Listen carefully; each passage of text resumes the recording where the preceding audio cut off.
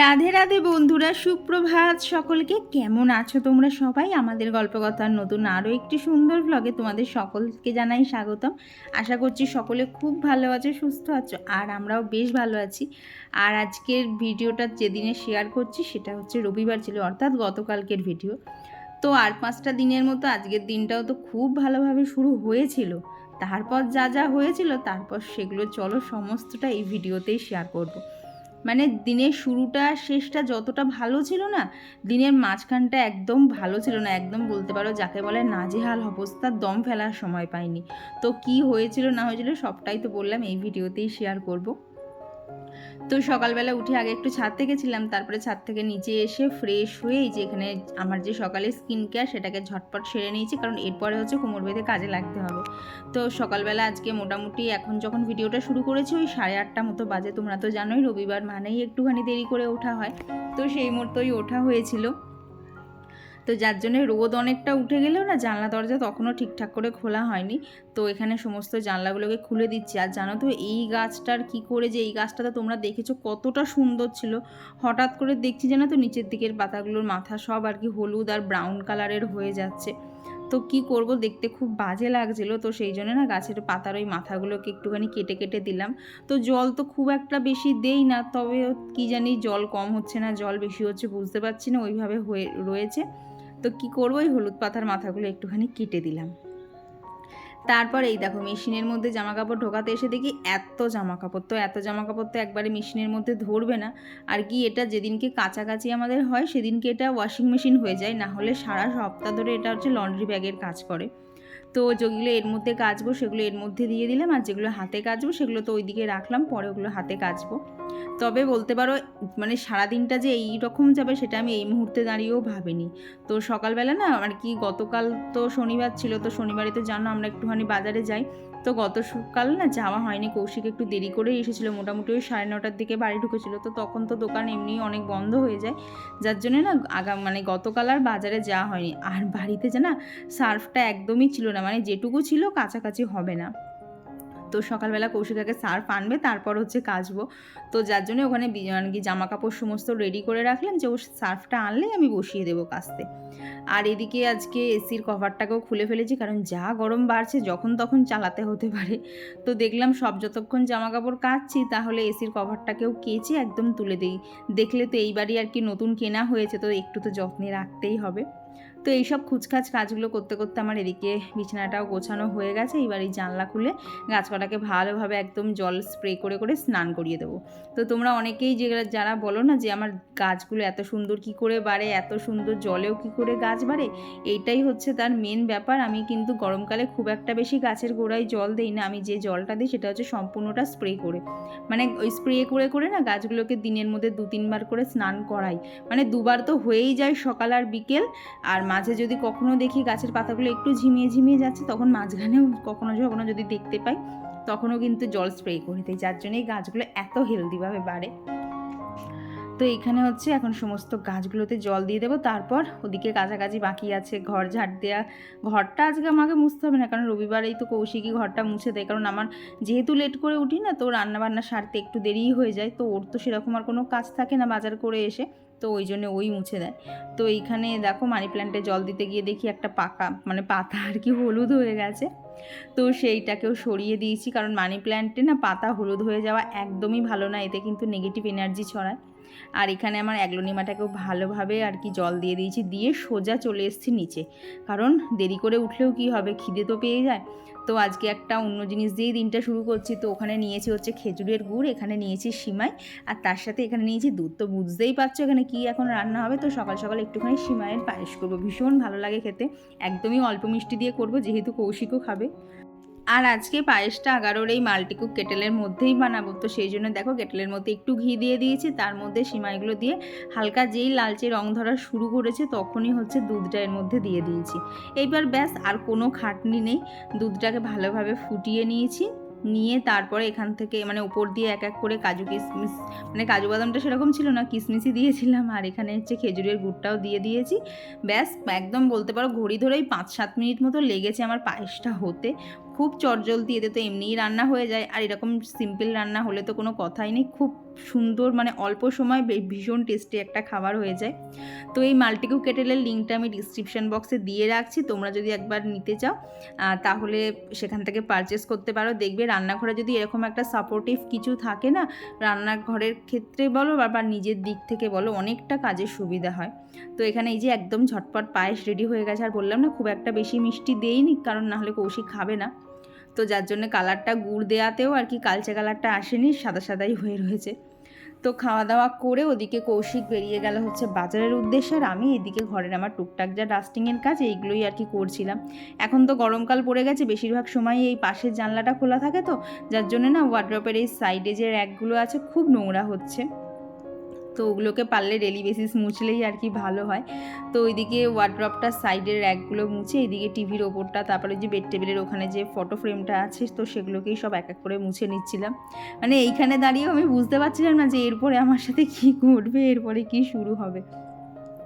তো এইখানে না আমি মানে ওই ডাস্টিংয়ের কাজ করে ঘরটা ঝাড় দিতে শুরু করেছি, তার মধ্যেই দেখি বেল বাজা শুরু, আর কি কৌশিক চলে এসছে, ও কিছু ফুচকার জিনিস আনতে গেছিলো, তো এখনও মেন বাজারে যায়নি, কিছু টুকটাক জিনিস আছে সেইগুলোকে আনতে গেছে, সেগুলো আমাকে দিয়ে গিয়ে এইবারও হচ্ছে মেন বাজার করতে যাবে। তো এইখানে তো সার্ফটা নিয়ে চলে এসছে, তো ভাবলাম ঘরটা ঝাঁট দিতে দিতেই আগে হচ্ছে মেশিনটা চালিয়ে দিই, তাহলে আমার ওদিকে ঘরের কাজ টুকটুক করে করতে করতে কিন্তু এদিকে কাছাকাছিটাও হয়ে যাবে। তো তারপরে আর কাছাকাছি হয়নি, সে তো বিশাল ঘটনা। তো এদিকে হচ্ছে ঘরটাকেই এখন ভালো করে ঝাঁট দিচ্ছিলাম। আমি যদি একটু আগেও জানতাম যে পরবর্তীকালে এই হবে, আমি একদম মানে সাত সকালবেলা উঠে যা সার্ফ ছিল সেইটুকুই পুরোপুরি চেঁচে পুচে দিয়ে আমি কাচতে বসিয়ে দিতাম। আমার গত ভিডিওতে vlog by Pooja Rao IT থেকে দিদি কমেন্ট করেছো, आपका व्लॉग बहुत अच्छा लगता है, मोटिवेशनल है।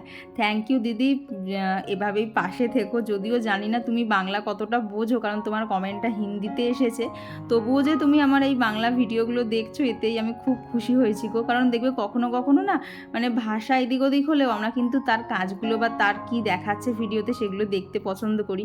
তো তুমি হচ্ছে আমার একজন সেই রকম ভিউয়ার্স গো, ভীষণ ভালো লাগলো তোমার কমেন্টটা পেয়ে।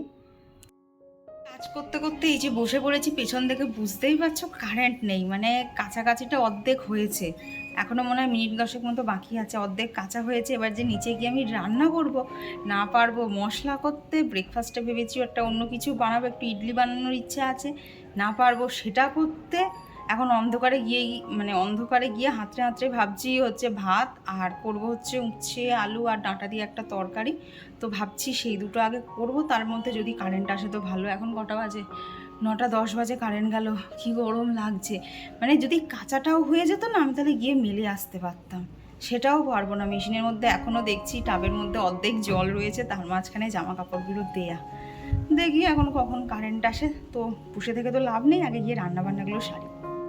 তো এই তো হচ্ছে, যতটা সুন্দরভাবে কাজ করছিলাম ততটাই সব নষ্ট হয়ে গেল। ভেবেছিলাম এক ব্রেকফাস্ট বানাবো, সেটাও হলো না, কারণ কারেন্ট না ছাড়া যে আমরা কতটা অসহায় সেটা আমরা প্রত্যেকেই বুঝি, কারেন্ট ছাড়া কিচ্ছু হবে না।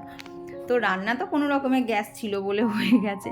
আসলে কি বলো তো, জীবনে থাকতে গেলে বলতে পারো কারেন্ট বলো জল বলো সব কিছুই কিন্তু পরিপূর্ণভাবে দরকার। তো এখানে করব হচ্ছে এই যে আলু বেগুন ডাঁটা আর উচ্ছে দিয়ে একটা চচ্চড়ির মতো, ভীষণ ভালো লাগে এই গরমের মধ্যে এই চচ্চড়িটা খেতে, আর তার সাথে যদি গরম ভাত পাওয়া যায় তাহলে তো কথাই নেই। তো ওদিকে সমস্ত জোগাড়টা করে নিয়েছি, তবে তার আগেই এদিকে একদিকে ভাত বসিয়ে দিয়েছিলাম, আর এদিকে একটুখানি পোস্ত দিয়ে লাল শাক ভাজা করেছি। তো লাল শাকটা নামিয়ে দিয়ে এইবার হচ্ছে উচ্ছের তরকারিটা বসিয়ে দেবো। এটাও কিন্তু ঢাকা দিয়ে দিয়ে করি, তো এত সুন্দর খেতে লাগে না, উচ্ছের তেতো ভাবটা কিন্তু অতটা থাকে না, যার জন্য একটা নর্মাল তরকারির মতনই থাকে, আর খেতেও খুব ভালো হয়। তো আমার গত ভিডিওতে কণিকা দাস দিদিভাই লিখেছো নিম পাতাটা শুকনো কড়াইতে দিয়ে এদিক ওদিক নাড়াচাড়া করে যখন খুব ভালোভাবে শুকনো হবে তখন তুলে নেবে, তারপর তেলে বেগুন ভাজবে, এতে তেল অনেক কম লাগে। ঠিক আছে দিদিভাই, এইভাবে তো কোনোদিন ট্রাই করিনি, তবে তুমি বললে অবশ্যই ট্রাই করব।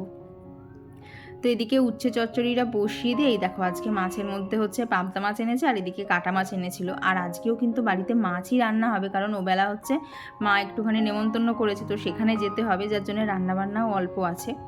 তো আর গত ভিডিওতে কমেন্ট করেছো হচ্ছে সম্পিতা পাল দিদিভাই আর সুরভিদি লিখেছো আমি এঁচোড় খেতে খুব ভালোবাসি, ইভেন বানাতেও ভালোবাসি, কিন্তু ওই যে হাতে আঠা লেগে যায়, এটা কি করে লাগে আর কি। ওই যে আঠা লেগে গেলে কিছু তো করার নেই, ওই সর্ষের তেল মাখিয়ে মাখিয়ে কাটতে হবে, কিছু করার নেই। তবে খেতে কিন্তু খুব ভালো লাগে আমার, জানো তো এঁচোড় মানে এঁচোড় চিংড়ির থেকেও না ওই খাসির মাংসের কিমা দিয়ে এঁচোড় করলে এত ভালো লাগে না, ভীষণ সুন্দর টেস্ট হয়। তো ইচ্ছা আছে এঁচোড় থাকতে থাকতে একদিন করার, তো দেখি কবে করা হয়। আর এই যে কৌশিক এদিকে বাজারও নিয়ে চলে এসছে, তো আজকে এইসব বাজারই আনা হয়েছে। আজকে না বেশি বাজার আনতে হয়নি কৌশিকে, কারণ আমি শুক্রবারে একবার বাজারে গেছিলাম, তো মোটামুটি টমেটো, ফুলকপি, খুচখাচ অল্প একটু আধটু নিয়ে এসেছিলাম। তারপরে ধরো আলুটা আনিনি, কিন্তু পেঁয়াজ, আদা, রসুন, টমেটো এইগুলো আবার সব নিয়ে এসেছিলাম। তো আমি না গত ভিডিওতে তোমাদেরকে জিজ্ঞেস করেছিলাম যে সকালে চটজলদি মুসলি ছাড়া আর কি খাওয়া যায়, সেইটারই একটা আইডিয়া দিতে। তো মেমারিজ বাই মি থেকে দিদিভাই লিখেছো যে ব্রেড আর বাটার আর চিজ। আমার সকালবেলা ব্রেড শ্যুট করেন, আমার অম্বল হয়ে যায়, তো ব্রেডটা একান্তই বাদ। আর ইনস্ট্যান্ট ওটস যেটা বলেছো সেটাও আমার খেতে একদম ভাল লাগে না। ওই সিম্পল ওটসটা খাই, তবে সেটা তো সেই দুধ দিয়েই খেতে হয়, আমি জল দিয়ে খেতে পারি না, যার জন্য ওটসটাও বাদই বলতে পারো। আর যেটা লিখেছো না কলা দুধ দিয়ে মুড়ি, অসম্ভব, আমি খেতেই পারবো না গো ওই কলা দুধ দিয়ে মুড়ি। তবে যেটা লিখেছো ছাতুর গোল, সেইটা আমার ট্রাই করা যেতে পারে। আর লিখেছো দুধ সুজি গুড়, ওরে বাবারে, ও আরও পারবো না গো। ও এমনি সুজি দাও খেতে পারবো, কিন্তু ওই দুধ সুজি জিনিসটা আমার ভাল লাগে না। সুজিটা আবার আমার জল দিয়ে খেতে বেশি ভাল লাগে, মানে ওটসটা যেমন দুধ দিয়ে খেতে ভালো লাগে না, তেমনই সুজিটা আবার জল দিয়ে খেতে ভালো লাগে। তো দেখো এইখানে অন্ধকারের মধ্যে হাতড়ে হাতড়ে এইটুকুই রান্না বান্না হয়েছে। আর না গতকালকের বেশ খানিকটা এঁচড় ছিল, তো সেটাকেও গরম করে নিয়েছি। আর এদিকে কৌশিক আজকে ব্রেকফাস্টের জন্য, ব্রেকফাস্ট না ওই টিফিনের জন্য নিয়ে এসেছিলো হচ্ছে এই পরোটা, আর নিয়ে এসেছিলো হচ্ছে ঘুগনি। কী বলতো, এই দোকানটা থেকে না নানপুরি আনা হয়, কিন্তু যেহেতু এখন গ্যাসের সাপ্লাই কম, সেই জন্য ওনারা এখন নানপুরি করা বন্ধ রেখেছে, এখন আর কি অল্প আছে, পরোটাগুলোই করছে, তো সেই নিয়ে এসেছিলো। আর এইদিকে তো মাছ রান্না করব, এদিকে হচ্ছে সিম আর আলু দিয়ে মাছের ঝোল করব। তো এদিকে মাছ ভাজাও কমপ্লিট, ওদিকে মশলা কষানো হয়ে গেছে, তো এদিকে মাছের ঝোলটাও বসিয়ে দিয়েছি। আজকে আর কিচ্ছু রেসিপি শেয়ার করিনি, কারণ আমার ফোনের চার্জ একদমই ছিল না, যার জন্য এই যে মাছের ঝোলটা করছিলাম, এইটুকু করতে করতে ফোনটা আমার বন্ধ হয়ে গেছিলো। তারপরে কি আর করব, ফোনটা আবার চার্জ দিতে গেলাম, যার জন্য মাঝখানে কোনো ভিডিও করিনি। এবার ভাবছো তো যে কারেন্ট নেই, চার্জ কি করে দিলাম? চার্জ দিয়েছি হচ্ছে এইভাবে, সামনের বাড়ির কাকিমাদের বাড়িতে ইনভার্টার আছে, তো ওদের বাড়িতেই ফোনটা রেখে এসেছিলাম ফোনটা চার্জ হওয়ার জন্য। তো রান্নাবান্না কমপ্লিট করে এই যে এত জামা কাপড় দেখছো মেশিনে, তো আজকে ধরো আমি 20 মিনিটের জন্য বসাই, মেশিনে হচ্ছে 9 মিনিট কাছাকাছিটা হয়েছিল, বাকি 11 মিনিট বাকি ছিল। তো যখন সেখান থেকে তোলা হলো, না ঠিকঠাক করে ধোয়া হয়েছে, না সেই গায়ের মধ্যে সব জামা কাপড়ে সার্ফ লেগে, তো যথারীতি সমস্ত জামাকাপড় আজকে আমাকে হাতে কাচতে হয়েছে। আর তখন আমার যা অবস্থা হয়েছিল, আমি কেচেই যাচ্ছি, কিরে কাচা শেষ হয় না, এই হচ্ছে আজকের আমার দুরবস্থা। কাপড় তো মেলা হলো, ছাদে আর জায়গা নেই, এখনও 3-4টে জামা কাপড় আছে, ওগুলো কৌশিককে বললাম তুমি ভেতরে দাও, ছাদে এত সুন্দর হাওয়া দিচ্ছে না, ওই গরমে গরমে রান্না করতে করতে আজকে অবস্থা পুরো খারাপ। এমনকি ছাদে এসছি জামা কাপড় মিলে রাখবো কি, মানে হাওয়ায় পুরো এলোপাতারি এদিক ওদিক হয়ে যাচ্ছে। এদিকেরগুলো তাও মেলা আছে, বাট এই দেখো পিছনেরগুলো সব জড়ো হয়ে যাচ্ছে, তাও 2-3বার করে ওগুলোকে সব ঠিক করা হয়েছে। ওই দেখো ওইদিকের জামাটাও জড়ো হয়ে গেল, এত হাওয়া দিচ্ছে। তো আজকে জানি না কি ভিডিও হচ্ছে। তারপরে মাঝখান থেকে কি জানো, আমার ফোনে চার্জ ছিল না, তো সামনের বাড়ির কাকিমাদের বাড়িতে ইনভার্টার আছে, তো ওদের বাড়ির থেকে আমার ফোন চার্জে দিয়ে এনেছি, এনে তারপরে এখন ভিডিও হচ্ছে। তো এখন নিচে যাব, গিয়ে আগে অ্যাকোয়ারিয়ামটা পরিষ্কার করব, তারপরে স্নান টান। আজকে দিনের ভিডিও আর কিছু সেরকম করতে পারিনি, ওবেলা তো মার ওখানে যাবো, তখন সমস্ত ভিডিও তোমাদের সাথে শেয়ার করব। তো চলো এখন গিয়ে আগে অ্যাকোয়ারিয়ামটাকে পরিষ্কার করি। আর জানো তো ওই অত জামা কাপড় কেচে মেলে আমার একেবারে করুণ অবস্থা হয়ে গেছিলো, আমি চোখে মুখে অন্ধকার দেখছিলাম। তো বসে বসে, ফ্রিজ তো অফ ছিল, তাহলে ওই কোনো রকম একটু ঠান্ডা ঠান্ডা ছিল, তো ওই রিয়েলের ওই ফ্রুট জুসটাই খেয়েছি দুজনে মিলে। তারপর এখন চলে এসেছি হচ্ছে অ্যাকোয়ারিয়ামটা আজকে পরিষ্কার করবো। তো মাছগুলোকে আগেই জল থেকে তুলে নিয়ে একটা অন্য জলে রেখেছি। আর এদিকে ওই দেখো অ্যাকোয়ারিয়ামের প্রথমে পাথর টাথর থেকে শুরু করে যা যা অ্যাক্সেসারিজ থাকে সব ভালো করে ধুয়ে মুছে নিয়েছি। এইবার হচ্ছে এই যে অ্যাকোয়ারিয়ামের জলটা, এইবারে তো অ্যাকোয়ারিয়ামটা এক সাইজ বড় আনা হয়েছে, আমি না একা একা এত জল বার করে করতে গেলে না আমার ভয় লাগে, যদি ভেঙে যায়। আগের বাড়িটা তো দেখেছিলে কীভাবে অ্যাকোয়ারিয়ামটা আমার হাতেই ভেঙেছিল। তো এইখানে হচ্ছে অ্যাকোয়ারিয়ামটা আমি সব পরিষ্কার করে নিয়েছি। এখন ভেতরে আগে অল্প একটুখানি জল দিয়ে এই যে সমস্ত যে পাথরগুলো রয়েছে এগুলো সমস্ত আগে এর মধ্যে দিয়ে দেবো, তারপর বাদ বাকি জলগুলো দেবো।